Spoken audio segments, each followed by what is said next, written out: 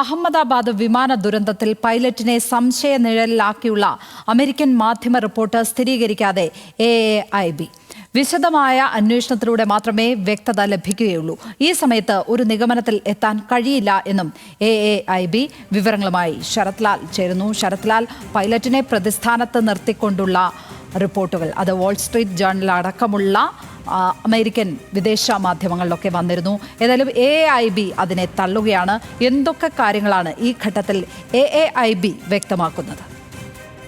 Lakshmi, AAIB ഒരു പ്രസ്താവനയിലാണ് ഇത് സംബന്ധിച്ച് വ്യക്തത വരുത്തിയത്. കാരണം തങ്ങൾ സമർപ്പിച്ചത് പ്രാഥമിക റിപ്പോർട്ട് മാത്രമാണ്. അതിൽ എന്താണ് അപകട കാരണം എന്നാണ് നമ്മൾ കണ്ടെത്തിയിരിക്കുന്നത് AAIB അന്വേഷണത്തിൽ. അല്ലാതെ അപകടത്തിന് കാരണക്കാരായി അല്ലെ അപകടം എന്തുകൊണ്ട് സംഭവിച്ചു എന്ന തരത്തിലേക്ക് അന്വേഷണം എത്തിയിട്ടില്ല. ഇനി വിശദമായ അന്വേഷണം നടത്തേണ്ടതുണ്ട്.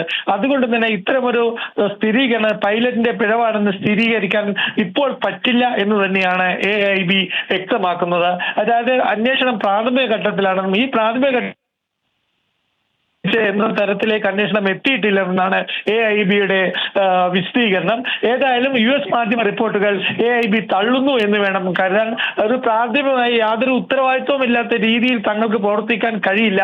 കാരണം ഒരു ചെറിയ പ്രാഥമിക അന്വേഷണത്തിന്റെ ഭാഗമായിട്ട് ഒരു നിഗമനത്തിലെത്താൻ കഴിയില്ല എന്നും AAIB കൂട്ടിച്ചേർക്കുന്നുണ്ട്. ലക്ഷ്മി, തീർച്ചയായും ഇത്തരമൊരു ഘട്ടത്തിൽ ഇങ്ങനെ ഒരു ദുരന്തത്തിന്റെ ഉത്തരവാദിത്വം മുഴുവൻ ഒരു പൈലറ്റിന്റെ തലയിൽ കെട്ടിവെക്കുന്നത് അത് ഒരിക്കലും അംഗീകരിക്കാൻ കഴിയാത്ത കാര്യമാണ്.